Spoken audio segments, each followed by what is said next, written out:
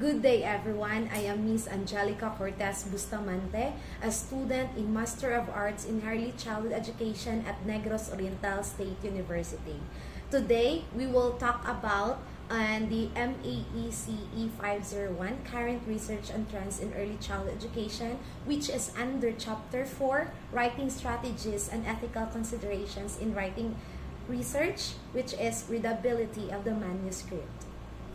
Before beginning the writing of a proposal, consider on how you will enhance the readability of it for other people.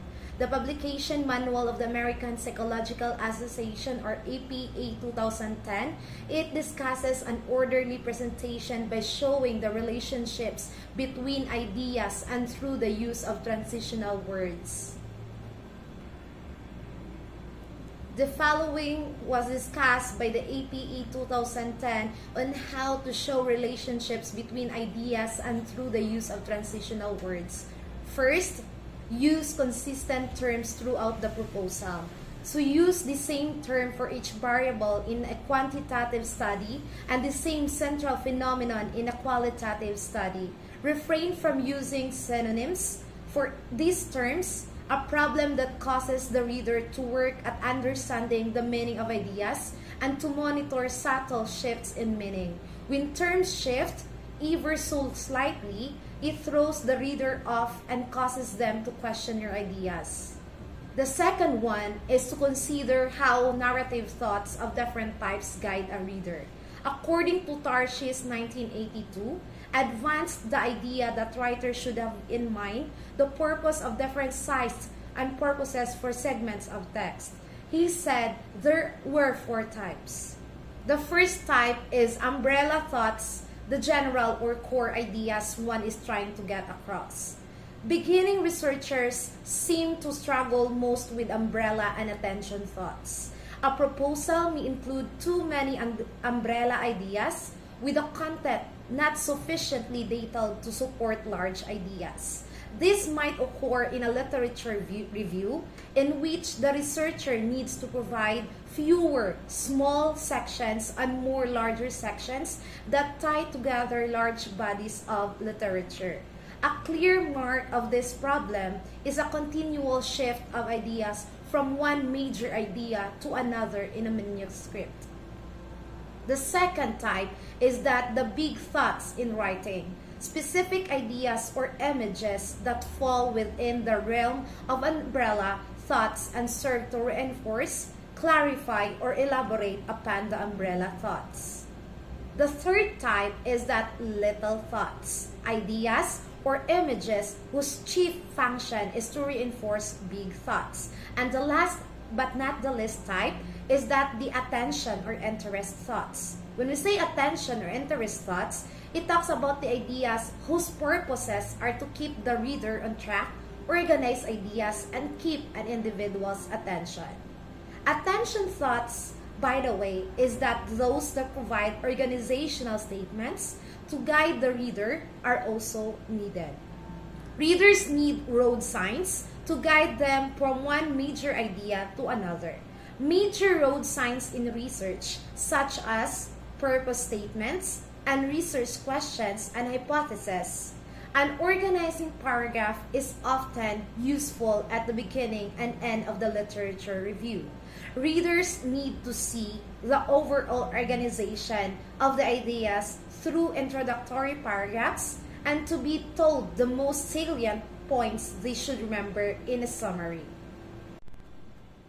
The third and last way on how to see relationships of ideas in a manuscript is to use coherence to add to the readability of the manuscript. Coherence in writing means that the ideas tie together and logically flow from one sentence to another and from one paragraph to another. For example, the repetition of the same variable names in the title, the purpose statement, the research questions, and the review of the literature headings in a quantitative project illustrate this thinking. On a more detailed level, coherence builds through connecting sentences and paragraphs in the manuscript. Zinsser 1983 suggested that every sentence should be a logical sequel to the one that preceded it. The hook and eye technique or exercise, according to Wilkinson 1991, is a very useful for connecting thoughts from sentence to sentence and paragraph to paragraph. The basic idea here is that one sentence builds on the next and sentences in a paragraph build into the next paragraph. The way this occurs is by specific words that provide a linkage. Here is an example on the illustration using the hook and eye technique or exercise. So based on the passage or paragraph, they sit in the back of the room not because they want to, but because it was the place designated to them. Invisible barriers that exist in most classrooms divide the room and separate the students. At the front of the room are the good students who wait with their hands poised ready to fly into the air of a moment's notice. Slouched down like a giant insect, caught in educational traps, the athletes and their following occupy the center of the room. Those less sure at themselves and their position within the room sit in the back and around the edge of the student body. The students seated in the outer circle make up of a population whom for a variety of reasons are not succeeding in the American public education system. They have always been part of the student population. In the past, they have been called disadvantaged, low achieving, retards, impoverished, laggards, and a variety of other littles. Cuba 1989, Precision 1988. Today, they are called students at risk. Their faces are changing, and in an urban self-thinks, their numbers are growing based on Hodgkin's 1985. In the past 8 years, there has been an unprecedented amount of research on the need for excellence in education and at the risk student.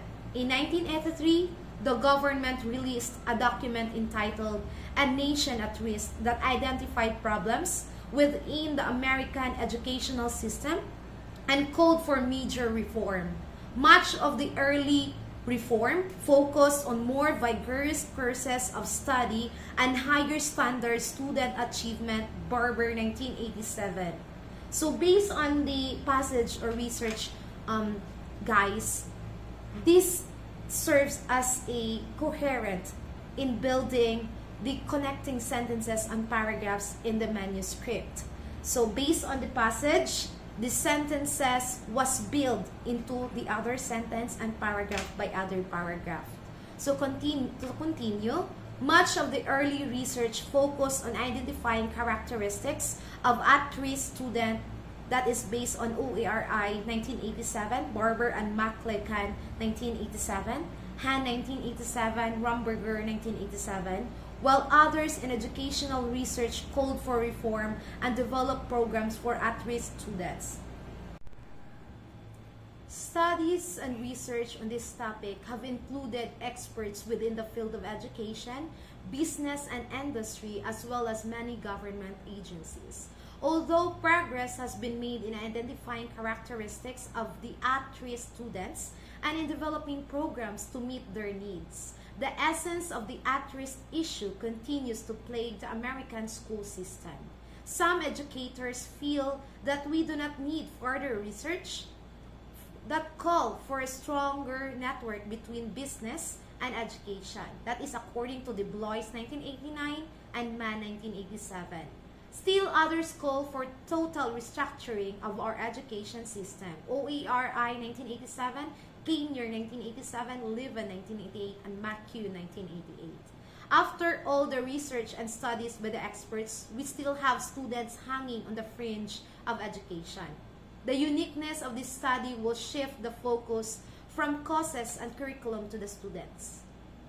It is the time to question the students and to listen to their responses. This added dimension should bring further understanding to research already available and lead to further areas of reform. Dropouts and potential dropouts will be interviewed in the depth to discover if there are common factors within the public school setting that interfere with the learning process. This information should be helpful to both the researcher, who will continue to look for new approaches and education, and the practitioner who works with these students every day. So based on the example, there are specific words that provide a linkage or connect to other words in the sentence. For example, in the first sentence, they sit in the back of the room not because they want to, but because it was the place designated to them, refers to the students. And after which, the students was referred to as the athletes, and with the pronoun those. So the pronoun will serve as a connection that will refer to the students. Then after which, we also have this pronoun they that will serve still referred to as the students. And these students are also specified into students at risk. So based on the paragraph or passage. And these students are the at-risk students are referred to as the problems. And these problems also referred to as the early reforms on the study. So in this passage class, we can see the connecting words specifically that will link to other words in every sentence and from sentence to paragraph. This is what we are going to use the hook and eye technique or exercise in our manuscript. The following passage from a draft of a student's proposal shows a high level of coherence. It comes from the introductory section of a qualitative dissertation project about at-risk students. In this passage, the author has taken the liberty of drawing hooks and eyes to connect the words from sentence to sentence and from paragraph to paragraph. As mentioned, the objective of the hook and eye exercise that is based on Wilkinson's 1991 is to connect major thoughts and words of each sentence and paragraph. If such a connection cannot easily be made, the written passage lacks coherence. The ideas and topics shift, and the reader needs to add transitional words, phrases, or sentences to establish a clear connection. The reader also not get a sense of how the ideas build in a study. I have here another example or illustration of the hook and eye technique or exercise. So defining and measuring the job satisfaction has been the subject of extensive research or academic research that is based on Thomas and Al 2002. One long-standing and widely used definition refers to the satisfaction as a personal evaluation of conditions that present in the job or outcomes that arise as a result of having a job that is based on Snindler 1985 page 37. Employees evaluated job satisfaction as higher when they experience positive employee outcomes such as lower stress levels and greater empowerment that is based on Thomas and Dunkerley 1999. From an organizational perspective, that is based on Bush et al. 1996 page 23, found that employees' empowerment lead to enhanced innovation and efficiencies in the workplace, which subsequently led to increased customer satisfaction. Further, organizational benefits associated with job satisfaction include increased firm performance as measured by enhanced employee productivity and organizational growth. That is based on Thomas and Dunkerley 1999. In addition to these outcomes, Wang and Chi 2005 have shown that satisfied employees can also exhibit lower levels of absenteeism and higher levels of motivation than dissatisfied employees. That is based on https://gcu.ac.uk. So based on the example number 2, the writer creates flow by picking up an idea from one sentence and developing it in the next sentence. In this paragraph, the words in the rectangles, which as the eyes, refer back to the idea in the circled words, the hooks, and develop it in the next set of circle words. Okay, so those are the ways on how to see relationships of ideas, which will be used in writing our manuscript as our first step in writing a research. So based on the things that we have talked about this day, these are the references. We have from Criswell, John W. Research Design, Qualitative, Quantitative, and Mixed Methods Approaches. That is 4th edition, Sage Publications, 2014, pages 126 to 129. And https www.gcu.ac.uk dataassetsword.doc.ph. Thank you and good day.